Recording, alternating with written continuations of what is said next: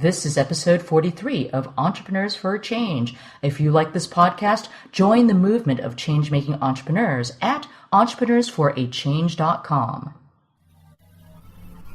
Are you ready to be the change? If so, you've come to the right place. You're about to join a movement of entrepreneurs who are empowering people, saving the planet, and turning their passion into profits while creating the lifestyle of their dreams.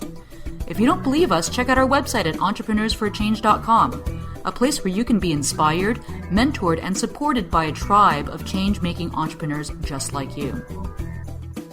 Hello, powerful change makers. This is Lorna Lee, and I want to welcome you back to another episode of Entrepreneurs for a Change, where we feature evolutionary entrepreneurs who are changing the world, making an impact, and designing businesses that allow them to live life on their own terms. In this episode, we're going to look at what it takes to create a sales funnel for your transformational information products using a variety of different strategies to attract leads. Now, with me today is Ed Forteau. Ed is an innovative entrepreneur, a successful business coach, and the author of 3 best-selling books on marketing and sales. He founded the Effortless Enrollment System that uses advanced media buying methods that provides a steady flow of clients and new prospects to the media seller on a consistent basis.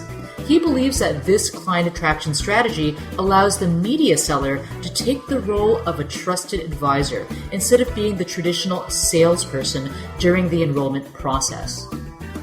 This enrollment system cultivates a lasting relationship between the digital product creators and their clients. Ed's mission is to assist entrepreneurs, coaches, and consultants to reach the full potential of their businesses. In this informative interview, you will learn about the 2 rules of thumb in creating an online business from scratch. Which is better to do first, building the product or building the audience? How to build an email list on a bootstrapped budget. Why business owners who advertise make more money. Different sources of cheap traffic and how to use them to grow your business. What to do if your high-end digital product launch isn't successful, and much, much more. Tools, people, and resources mentioned in the interview can be found in the show notes at entrepreneursforachange/44. Are you a professional change maker? If you have a purpose-driven business whose goal is to make a positive impact in the world, either by helping people, transforming people, or addressing sustainability issues, I want to turn you on to a video training series that's happening right now called The 7 Keys to Massive Positive Impact. You see, I've interviewed over 70 entrepreneurs, and I've discovered that the ones that really had the most powerful, far-reaching impact in the world shared these 7 keys to success. I really want you, all of us, to be as successful as these entrepreneurs are. So head on over to www.changemakerdojo.com/gift. That's CHANGEMAKERDOJO.com/gift to sign up for this free video training today. Now, before diving into the interview, I want to encourage you to rate, review, and download Entrepreneurs for a Change on iTunes. This really helps us reach more people with inspiring stories of entrepreneurs who are changing the world. Also, if these stories inspire you to start a world-changing business of your own, head over to our website at entrepreneursforachange.com and download the Business Changemakers Toolkit to get a jumpstart today. Now on to the show. Hello there, Ed. Thank you so much for joining me today on this call. I have to say that I've been really enjoying very much getting to know you from the Joint Venture Insider Circle, and you've been so helpful to me with the knowledge that you have to share about media buying. So I'd love for you to introduce yourself to our audience. Please tell us who you are, what you do, and how you got started with your business. Well, thank you, Lorna. I'm Ed Forteau, and my website is successrainmaker.com. I've been in business as a business coach since 1990, so I've been doing this for quite a while, before the internet really took hold. So I've been working with small business owners, I've worked with coaches, consultants, and I got involved with media buying. I think that's the next question that you wanted me to answer. Yeah, what you do. Yeah, what I do is we do a couple different things. We do media buying for clients and we do sales coaching. And what ended up happening was that a lot of my clients needed someone to talk to. They needed a prospect to get in front of. And so that's how we got involved with media buying. What inspired you to be an entrepreneur? Was there an aha moment that made you realize that you were not employable, or was it something else? Yeah, it's the aha moment. I've always been entrepreneurial ever since I was a little kid. And I went to school. I have 2 engineering degrees, and I worked for 2 different Fortune 500 corporations, but one as an engineer and one as a marketing liaison. And I realized I just wasn't happy working for other people. My passion really was working with small and medium-sized business owners and working around marketing and sales. And so I left the corporate. Literally, I got up one morning, called my boss and said, I'm done. And I just jumped full bore into doing consulting. Ha, that's awesome. I love it. Probably not the best approach to do it, but that's the way. Everyone's got a different path to entrepreneurship. Some people do a side hustle for a long time. That's what I did. It was kind of a social life killing choice, but that's how I transitioned. Other people just go cold, and that's what they need to be able to light the fire under their butt.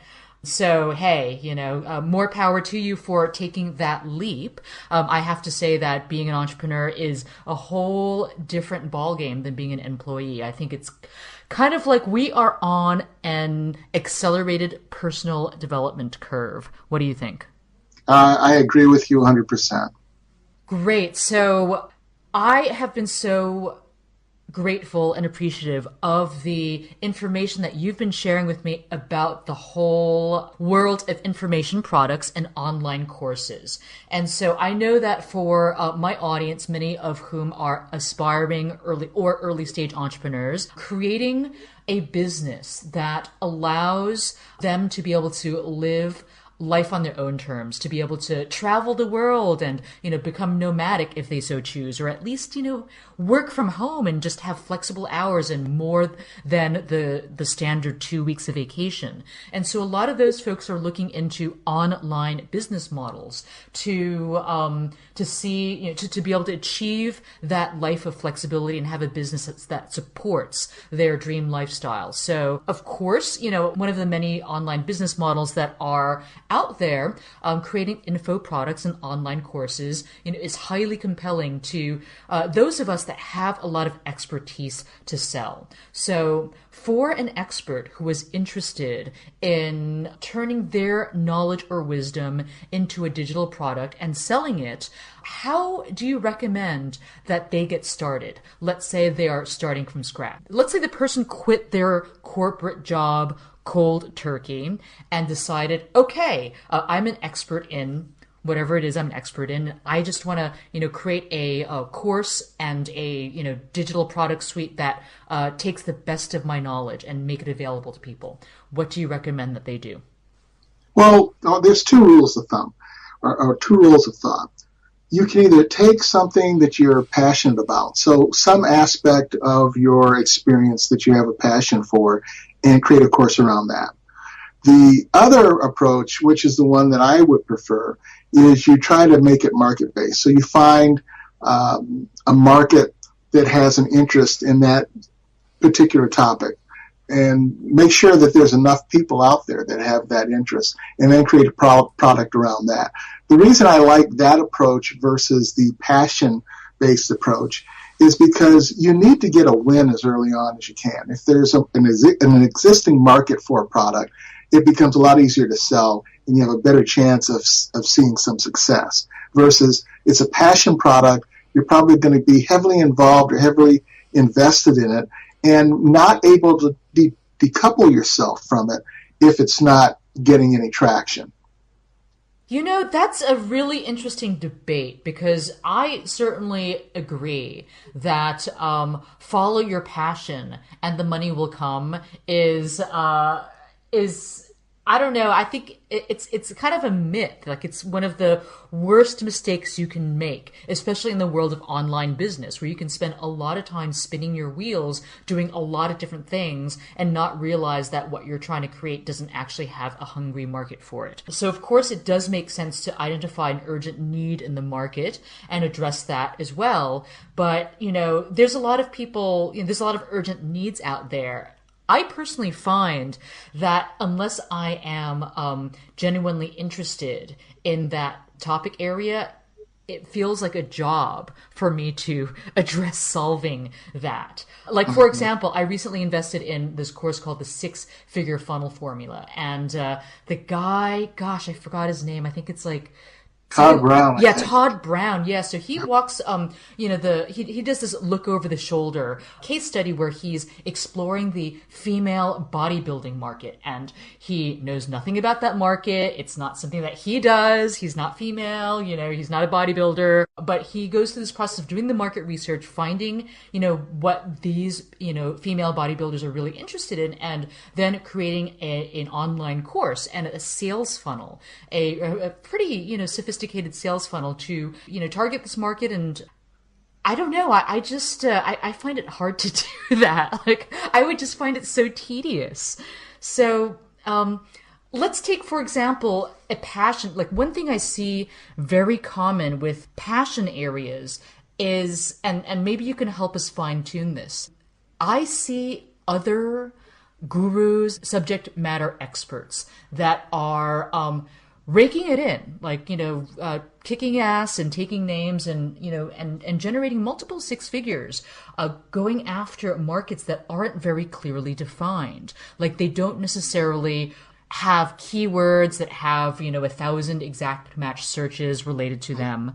And one such person that I spoke to is Christine Closer. She's the creator of the Transformational Author Experience. And, her target market is transformational authors. So she did Google searches and couldn't actually find evidence of her target market. And yet she connected with her audience and is loved. She is the go-to person if you are an aspiring transformational book writer, like author. So how would you recommend validating your passion? That's a tough one. There's an audience out there for everything, but that doesn't mean that the audience is willing to pay for the information.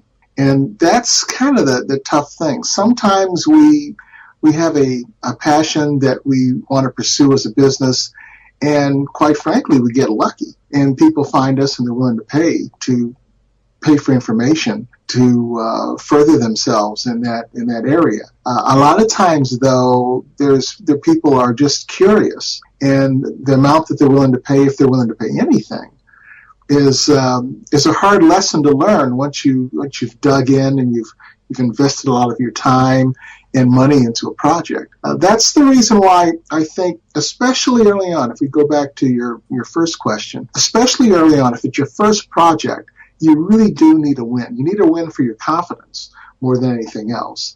And then what I find is when you have confidence that you can actually market a product, you can create something, get it out there, and it's going to be successful. And keep in mind that 20 years ago, a really successful, they're actually a brother team, told me that only 1 in 3 of their projects ever gain any traction. So they get one winner out of 3.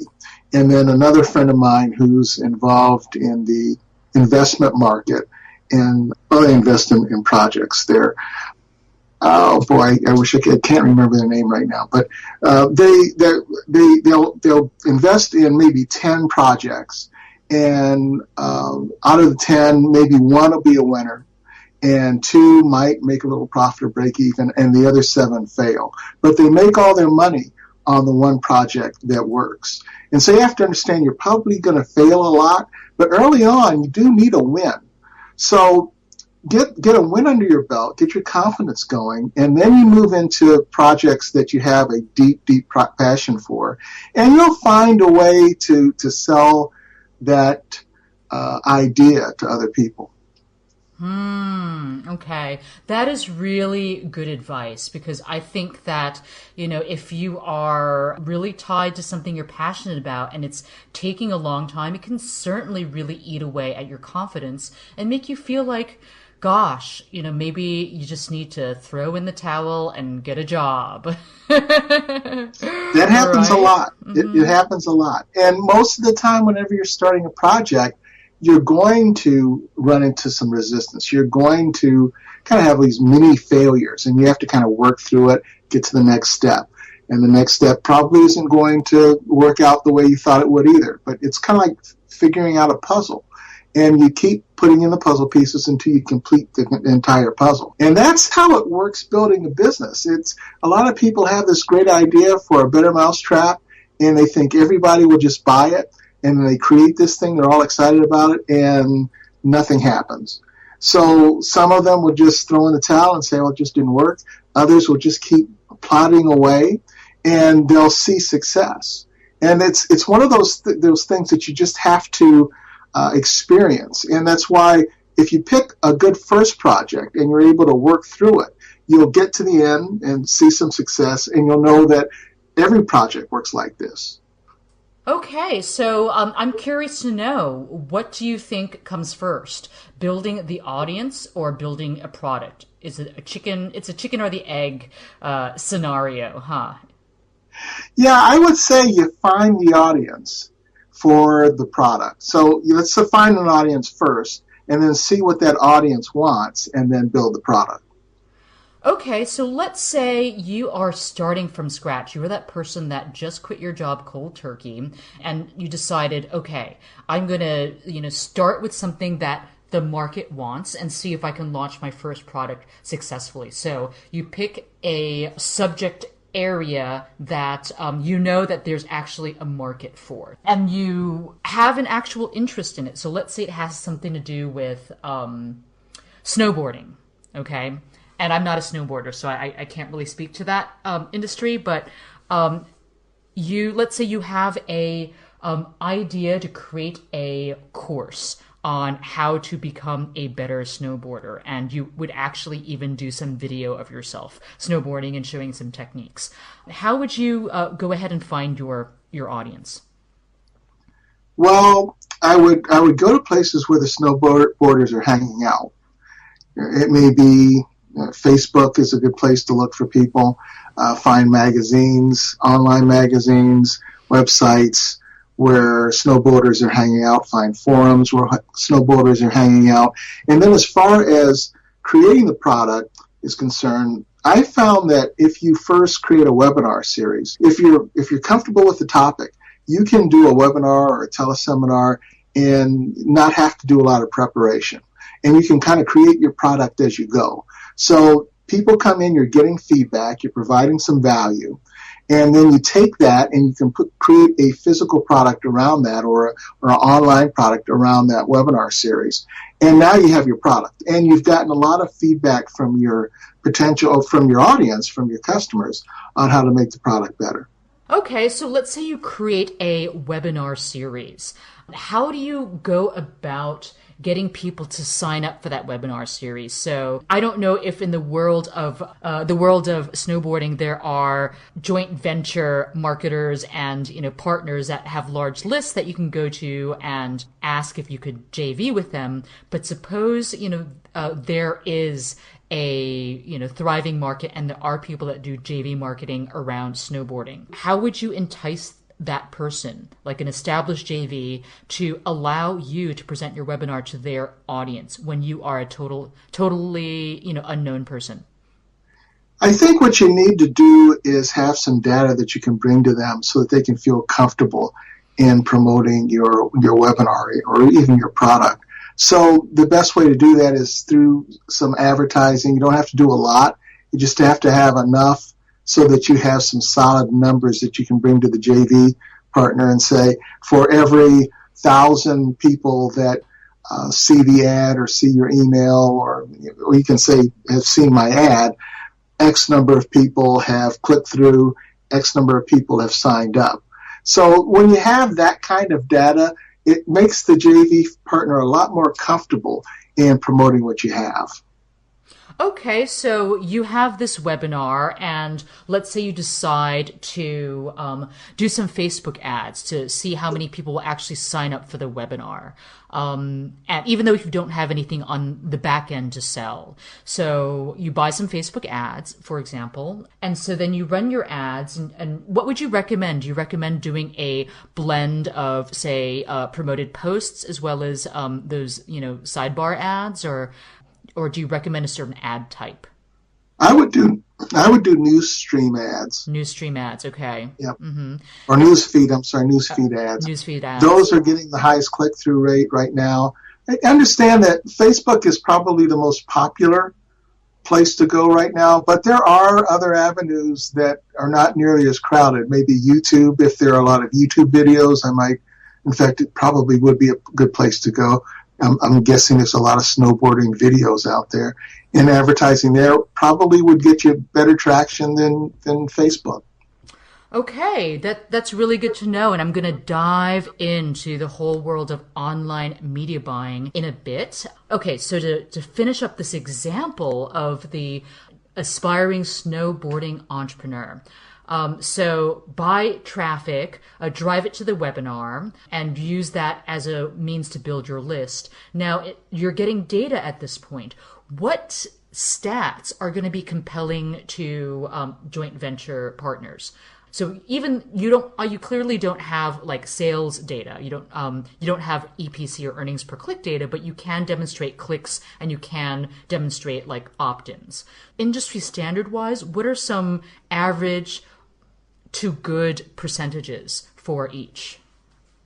So for opt-ins, it's different. Code traffic, I think most joint venture partners are going to realize that code traffic is not going to convert nearly as well as their traffic is going to convert. So they'll take whatever opt-in numbers that you're using, and then they can multiply that considerably. Now, you like to use a rule of thumb of 3% of the number of people who actually have gone to your website and opted in and maybe done something. So let's say 3% may actually buy something. If we work from the number of people that would buy, we go back out to the opt-in rate that have landed on your page, and you may get anywhere from an 8% opt-in rate all the way up to a 50% opt-in rate, depending upon how strong your landing page is. And then if we move out a little bit farther to a click-through rate, you're looking at click-through rates of as little as 0.25%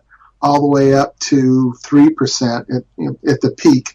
There were times where people were getting as high as 10% click-through rates on ads, but it's becoming a lot more crowded, and those numbers, people aren't seeing those types of numbers anymore.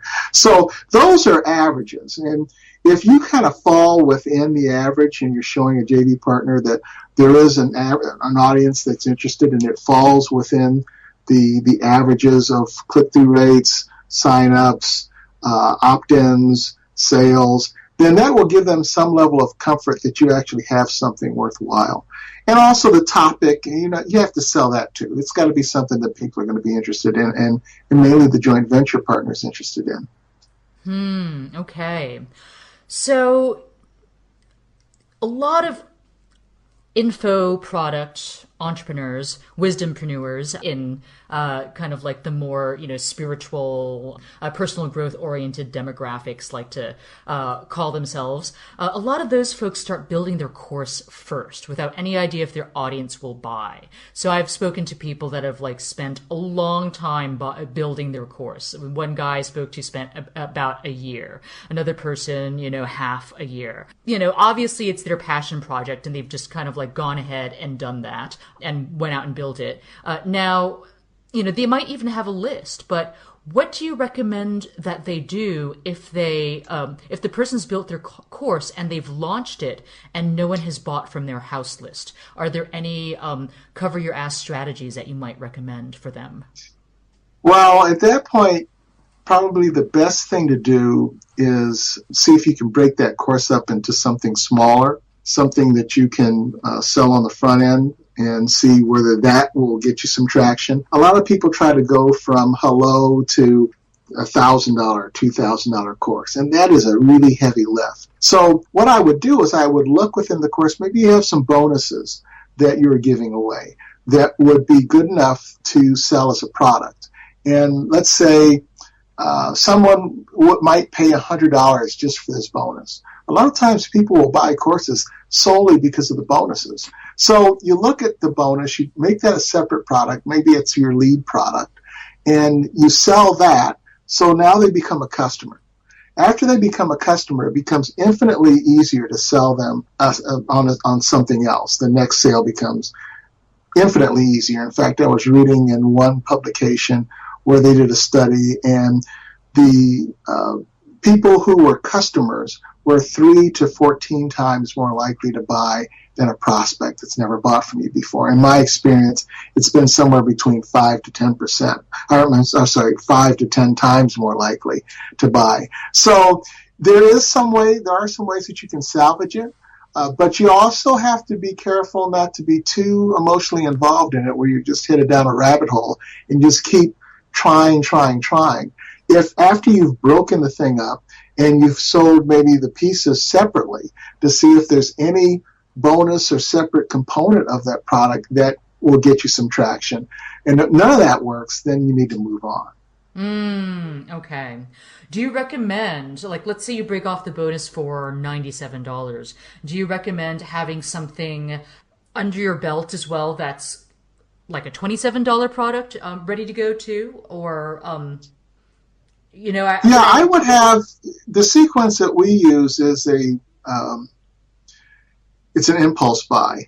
And I'm not big on free reports because if you think about a free report, you think in terms of somebody goes to an opt-in, they fill out the form, they get the free report, and now you have maybe an email sequence after that. And you need to think of the order in which people will open their emails.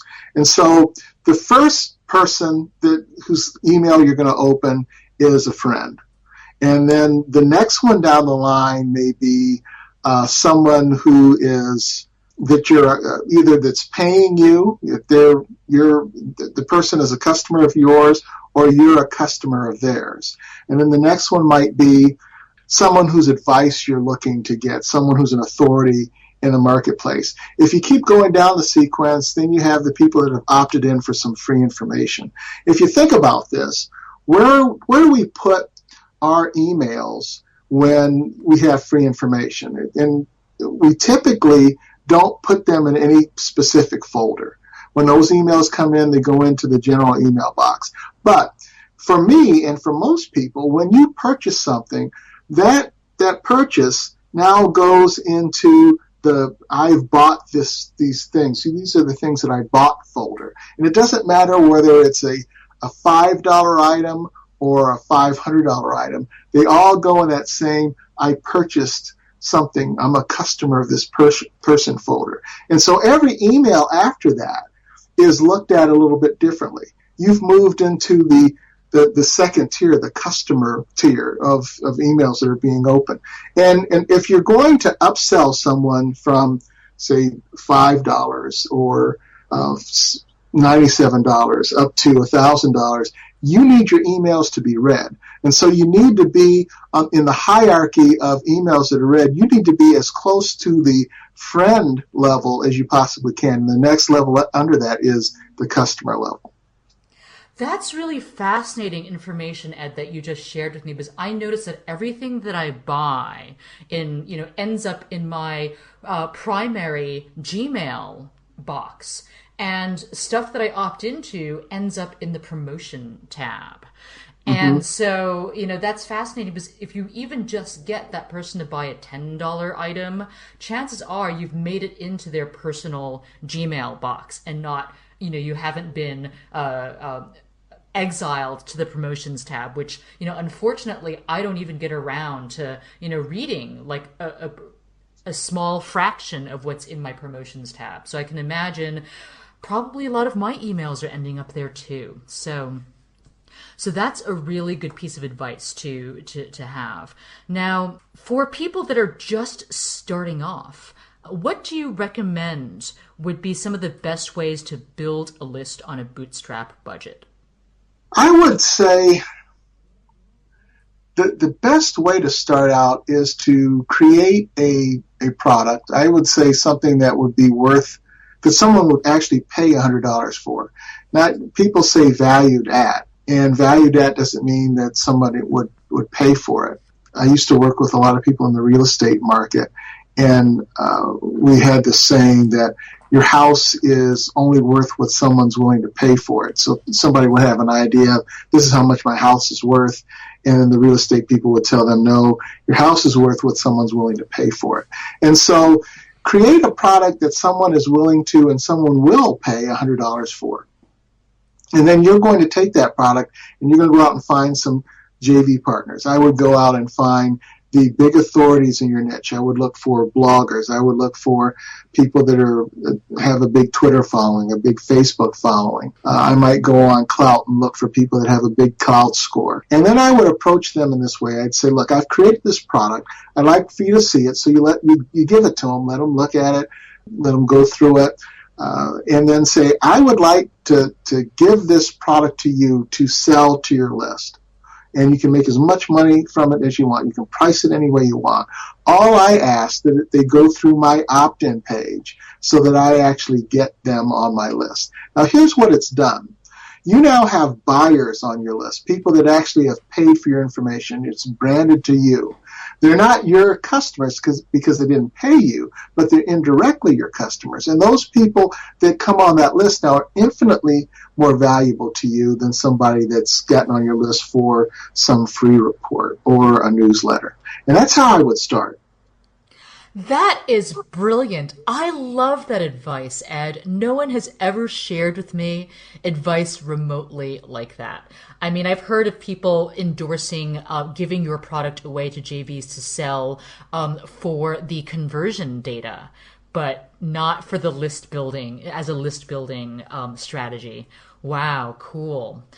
Okay, so let's see. I know that in our world, lots of folks are holding or launching telesummits in order to build their lists. And I've been through one telesummit launch, and let me tell you, it was a buttload of work. And there's a part of me that I'm just like, loath to have to do it again. But I see these gurus in my space, these internet marketers that are offering similar but different products, and what I've created, who are serving an audience that are my target demographic. And I've noticed that they have telesummits once, if not twice, a year. So do you have any experience with telesummits, and what do you know in terms of whether they're a worthwhile list building strategy, and especially when it comes around to doing one that's successful and profitable, right? Because that's about 2 months at least of your time. Right. And we've done a couple different things. We've launched products doing teleseminars. We've launched products doing webinars. We've kept our customer base full by doing ongoing seminars or webinars, and we find that those will help you bond with your prospects and your customers much easier than anything else that you can do.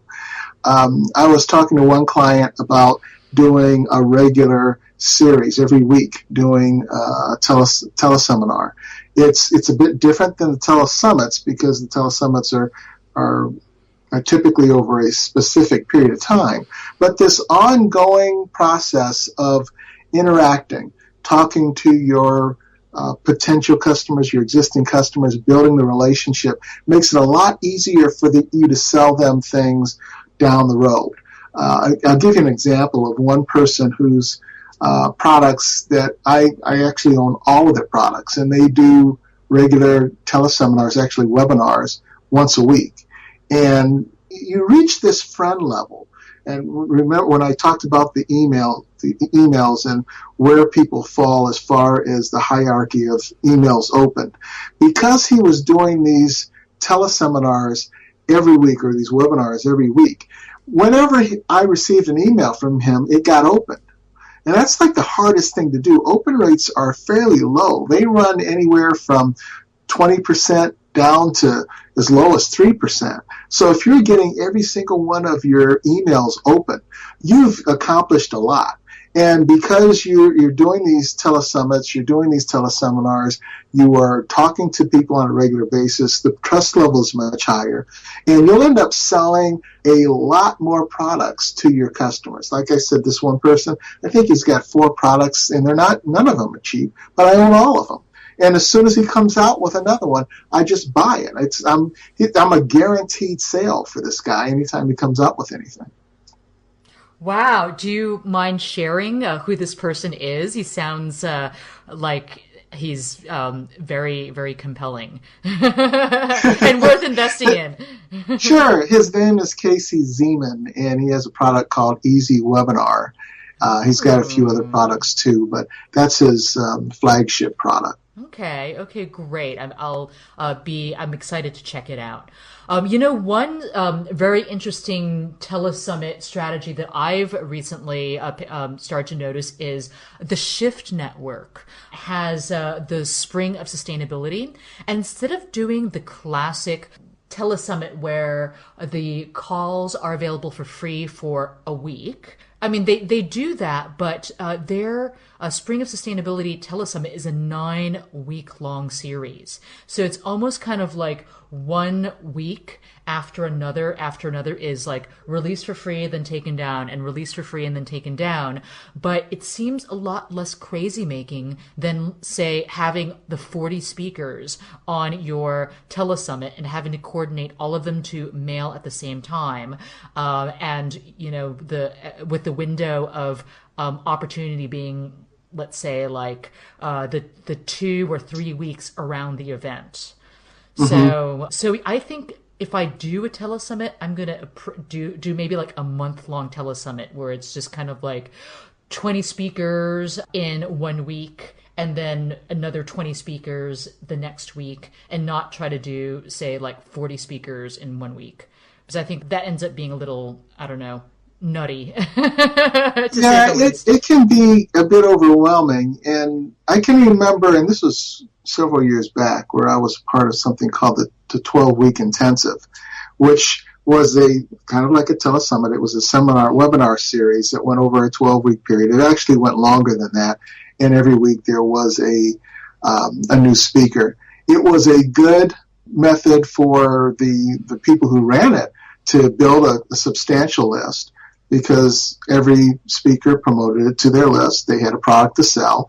They were joint venture partners on each product, so they made a considerable amount of money each week from the sale, so it helped them make money. And it helped them to establish themselves as leaders in that community. So there are a lot of benefits to doing telesummits. There's no questions about that. But like you said, they are an awful lot of work. But I think the amount of work is worth the reward. I think if you do it right, yes. I think the key is you need to not only just count on the sale of your, upgrade to make the telesummit profitable. You need to carefully select the right speakers and then see that they have each a program or product that you can sell on the back end that makes up, I'd say, a complementary basket of goods that your collective target demographic will want to buy. So if it's like a list building summit, then you have the video person and the telesummit person and the joint venture marketing person. So every person is the subject matter expert, and their collective basket of offers is not in competition with each other, but ultimately interesting to your audience depending on where they are in their entrepreneurial journey. So let me ask you, it seems like these days, in addition to exploring free ways to build lists, it's also a good idea to consider buying traffic too. So I'd love to ask you, Ed, at what point in the entrepreneurial game should a business owner consider buying traffic? So if we're talking about our cold turkey snowboarding entrepreneur, should they seriously consider buying traffic in the beginning? Because I know a lot of folks want to bootstrap it as long as possible till they start making money and then they buy traffic. So what are your thoughts, Ed? Right. It's funny. having worked with business owners for so long, there's two groups of people. They're the ones that like to advertise, and they're the ones that try to avoid advertising. And I can tell you the people that have advertised make considerably more money than the ones who don't. It's a skill that you need to learn as early on in the game as possible. I would say it's one of the first things you should learn, even though I understand, and myself included, have been resistant, especially with the rise of the internet, of spending money on advertising. And part of the problem is you have to learn how to do it, so it costs money and time to learn how to do it, and then you have to spend money in order to succeed. But I will say this: the ability to make a profit with advertising, and in this case we're going to talk about paid traffic, is probably the best skill that anyone can learn. And the reason being is that all of us as business owners want two things. We want consistent and predictable income. And being able to invest $1 and make $2 or make $5 or make $10 allows you to produce consistent and predictable income. It's measurable, it's accountable, it's scalable, and no other method of getting traffic has those qualities. Not SEO, not social media, not joint ventures, not networking, because there are aspects of those things that you have no control over. Where when you're doing media buying, you have the most control over the process than anything else. I mean, yeah, I totally agree with you. And, having had a professional, career in online advertising, I can, certainly see the value of what you're saying. I do speak to a lot of business owners that, for them, the thought of like getting into Google AdWords or, Facebook ads is daunting because they don't really know how to do split testing or conversion optimization or, and so I look at, accounts all the time where, my client has, set up an AdWords campaign and it's totally, everything, all the keywords are in one ad group in one campaign, right? So, gosh, it almost seems like a business owner can really waste a lot of money and even, waste a lot of money and not get it right. Not even, not get the actionable, intelligent data that, you can get from online advertising. So in that case, do you think a business owner should hire somebody else, say off Odesk, to run their Facebook campaigns or, Google AdWords campaigns for them? I think there's a certain amount of knowledge that an individual has to have. They have to understand how the campaign's constructed, what to expect, and that comes through maybe sitting down with someone who does it, and that's the best way to do it. There's a lot of courses out there. The problem with courses is that, especially with the entry-level platforms like AdWords or Facebook, some of the social media platforms, is that their interfaces are constantly changing. It doesn't matter whether it's Google, which has been around for a while. This week I noticed a couple of interface changes. In Facebook, their interface changes seemingly every week. Their policies change every other week. And so the problem with a course is even if a marketer has a successful way of advertising, and there's one thing to drive traffic to an offer. It's another thing to make it profitable. The advertising part is easy. The driving traffic to an offer is easy. The converting into a profit, turning those visitors into customers is something else. And so you have to learn the entire process, and you have to be careful that, let's say, going back to this example, the person has created a course. They found a successful method. They've gone and they've created a video course, which has probably taken a few weeks to create. They then create the marketing, and then they get the product out there. And by the time you receive it, the interface has changed. So you're watching the videos, but yet when you go in to set up your campaign, everything is, maybe not everything, but quite a few things are different. Things don't match up. So now you have to find some other source that shows the new interface. And it becomes really difficult, as opposed to, and extremely frustrating, quite frankly, as opposed to you have someone who knows what they're doing and they walk you through the process and you see how to do things, and they do that a couple of times, and then there's a much higher level of comfort when you're doing advertising. It's hard to learn how to buy ads from a course. Courses are really designed for people like myself that are doing these things, and you're looking for an edge, another idea, something that somebody else has done that's slightly different than what you're doing, that you can layer on to what you're doing to increase your results a little bit. So what are some of the different types of sources for buying traffic? You had touched upon YouTube as being a great place to get cheap traffic. Am I correct on that?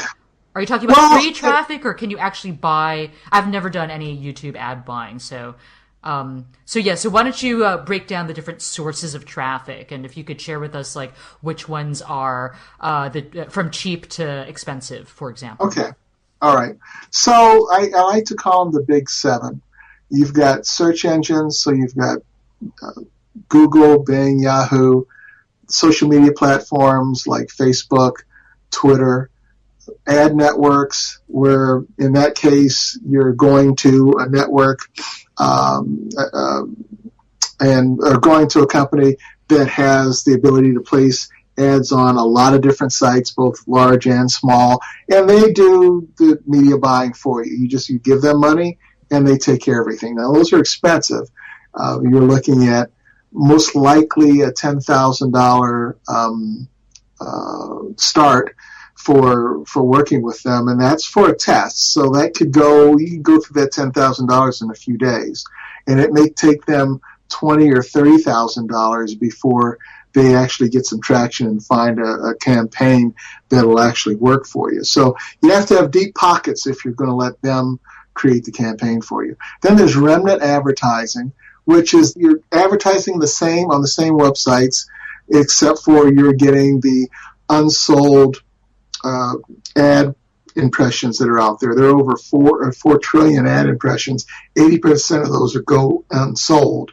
And within the remnant advertising market, you can purchase those at a deep discount. Then there's real-time self-service networks, and those you're bypassing a representative to do everything for you. You're going to go in and set up your ads. You need to have a little bit of practice and a little knowledge to do that, but it's a lot less expensive. Then there's the content platforms. People have probably seen these without knowing that they've seen them. When you go on the bigger sites, you'll normally at the bottom of the page, it'll say maybe recommended stories or related stories or something like that. And you click through to those and they go to another website. And those are the content platforms, or one variation of the content platforms. And then my favorite method is direct buy on smaller sites. You can do that on big sites or small sites. And I like to do direct buys on small, independently owned niche blogs. So what do? You basically email the blog owner and say, hey, I would like to place an ad on your site. So would it be a text link ad or would it be a banner ad? Well, what you want to do is first you do your research to find the right blogs that are out there. And then you will send them an email telling them that you want to advertise on their site. More than likely, you're going to do a banner ad. Banner ads are going to get a much higher click-through rate. You want to find a website that doesn't have a lot of advertising on it. You want to work with smaller blogs. So you want to do some research and find out how much traffic approximately they're getting. Somewhere between 10,000 to 200,000 unique visitors. If that size, you're going to talk to the actual blog owner. And the nice thing about working with these small independent websites is that you can be creative. You can do banner ads. You can move your banner ad around a bit. Usually placement you have the option for placing the ad in a place that's that you can get a higher click-through rate. You can potentially work with them on sponsored social media type promotions, maybe Facebook, Twitter. There's just a lot of things that you can do with the smaller independent bloggers that you can't do with any other method of advertising. Okay. So, gosh, let's say you find a blog that's exactly in your niche and they have, at least 10 to 20,000 uniques a month. What would you expect to be paying per month to place a banner ad with them, as well as, some supporting social media campaigns? Well, what you want to do is you need to establish a relationship with the blogger. So the way you want to approach them is on an earnings per click basis. And around $3, it's going to be different for different industries. So you may want to check around to see what the going rate is. But I would start out with approaching them with, I want to do a small test. I want to test for a month. I'd like to do, I pay you $3 per 1,000 impressions. And from there, the next step is you want to let them know that you do have a budget and you'd like to pay them a flat fee per month. So a blogger would be much happier knowing they're getting $100, $200, $300 per month. But you need to establish that the value is there. So after you've worked with them for a month, or maybe 6 weeks, and you've established how many clicks you're getting, how much traffic is coming your way, how much is it converting, is it actually paying for itself and you making a profit, then you want to calculate a flat fee and pay them that. And the reason why we're going to do that, we're establishing trust with the blogger. So we'll go to a flat fee model, so they're guaranteed money every month. And then the next step that you want to do is some sort of affiliate or commission type model. Now, if you approach them right away with commissions, you'll get shut down right away. They're not going to be interested in that. But if you can move them to a commission model and they'll actually make more than they would make on a flat fee, then you should move to that level. Now, everybody wins. The blogger is making more money. You're only at risk you're not actually, your risk is pretty low, because if you don't make any sales, you're not paying out anything. Hopefully you're still making sales, because at that level you've got a much higher level of trust, and now a lot of other opportunities will open up for you. You can do Facebook, sponsored Facebook posts with them. You could do some Twitter things with them. You might be able to do some solo mailings or newsletter mailings with them if they have a newsletter. If they do some things outside of their website, they may be open to those things. So it just opens up a whole wide range of possibilities of working with that particular blogger. So rather than paying them, for advertising, what if you can get in as a guest blogger? Or is that apples and oranges? Yeah, the problem with that is they get, and I'm a blogger myself, so we get hit with these guest post requests all the time. Now, if it's a blogger that doesn't do a lot of posts themselves, then they may have an interest in it. But for the most part, bloggers aren't. And because of some of the changes within Google, a lot of bloggers just aren't accepting guest blogs anymore, because Google has frowned on guest blogging. So you should approach it in the form of paying them. You're going to get the most attention when you're asking them or telling them, I'd like to advertise on your site. That's going to get open more than anything else. So if you don't already know them, if you don't have a relationship. Correct. Okay. Sounds like a great way to open up a relationship with the blogger. Cool. So what do you think is the best traffic to start with? These direct ad buys? I do. And there's a lot of reasons for it. Not only can you scale, in fact, if you take a blog that has, say, 100,000 unique visitors a month, and say 50,000 of those visitors are unique. So if you take the standard click-through rate of 0.25%, so 0.25% are going to see your banner and then click on it and go to your site, you're looking at a relatively small number. I think I'm going to have to calculate off the top of my head. Something like 125, I believe 125 visitors. If you're able to convert half of those, and that's a high number, half of those people are opting in. Now you're at, that's around 62. And of the 62 people that have opted in, you sell 3% of them And so now you've made approximately 2 sales. Let's say that now you've worked with this person for a little while and we do some optimization of your banner ad. You're able to get them to add a plugin that will have your banner ad kind of float down the page. There's been some studies that have done that if your banner ad kind of floats down the page as they're reading. So as they're reading, your banner ad kind of goes down the page with them. It can increase click-through rates up to 25 times, which is a tremendous increase. Now instead of 0.25%, you're at 6.2% click-through rate, and it makes a tremendous difference. So let's say when you first start working with them, you're at a 0.25% click-through rate, and you have a $500 product. You end up making 2 sales. That's $1,000. If you have worked with them and now you're able to optimize, and that's just one method of optimizing these floating ads, is just one method of optimizing your banner ads.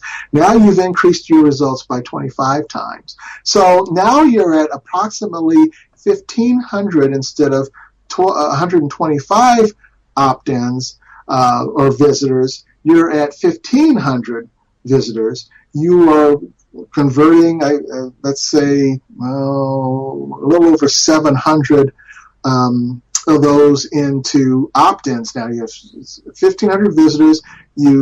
Half of those opt-in, so you're at 700. You're able to close 3% of those, which would be around 40, somewhere around in there, and you're selling at $500. Now you're at over $20,000 for working with the same blogger. You're just optimizing the process. $20,000 a month from working with one blogger, and you do that 5 times, you're pretty much set. You're at a 7-figure business.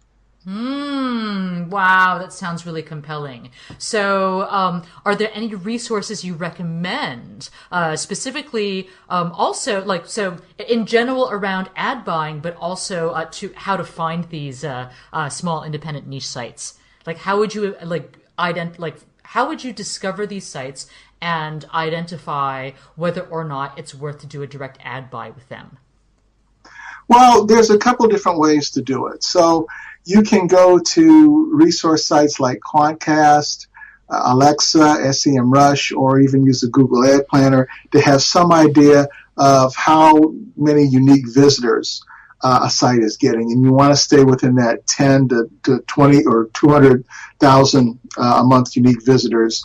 And you also want to make sure that they're looking at 2 to 3 page views per month, because you don't want to pay, if you're paying on a earnings per impression basis, you don't want to pay for 5 impressions from one visitor, because if they haven't clicked on your banner ad after 2 or 3 impressions, now the extra are it's costing you money to do that. You can put a stop order in place where you limit the number of impressions that you pay for if it's an out clause, and if the traffic isn't what they say, you can get out of that. But once you've gone through, you've kind of looked at Quantcast, Alexa, SEMrush, you'll have some idea about how much traffic they're getting, and then you can approach them. You can also use some of the outsourcing services that are out there, like BlogDash, Linkabee, BuzzStream, or GroupHigh, and they have all the data there. So you're able to collect all the data in one place. We also do that for clients too. If somebody wants just the data so that they don't have to do all the legwork, we can provide them a list of the top influencers in their marketplace, and not only the bloggers, but the Facebook influencers or Twitter influencers, the G+ influencers, and then you can use that data to go out and approach some of these bloggers. Cool. Great. Thank you so much for all those awesome resources. Now we are coming to the end of our interview. I'd love to leave you with the last couple questions. So in your entrepreneurial journey, what was the biggest mistake you've made that you would do differently if you had the chance, Ed? I would say, especially over the last few years since the rise of the internet, was my reluctance to embrace media buying. And we've talked about that. That's been the focus.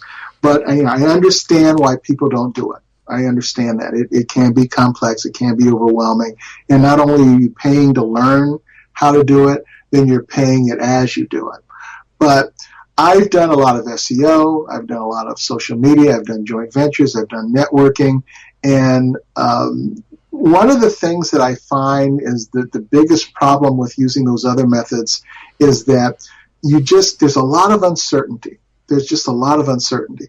And every person that I know, and when I switched over to doing media buying, you don't have a worry of where your clients are coming from. That's the number one worry for an entrepreneur. How do I get clients?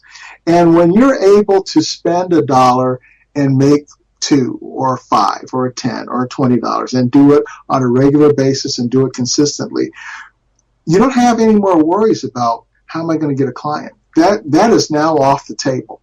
And that's probably the thing that I wish I would have done right away that I didn't do. I love that advice. Oh my God. Could you imagine just banishing that worry? How am I going to get a client? Where's my next client coming from? No more having to invest in the sales call formula system. And do any of that. Great. So let me ask you this, Ed. What gets you up in the morning? Do you have something that you would consider to be your single motivating purpose in life? Boy, that's a really good question, too. I think as I've gotten older, the ability to craft a life where I'm able to spend quality time with my family. We homeschool my daughter.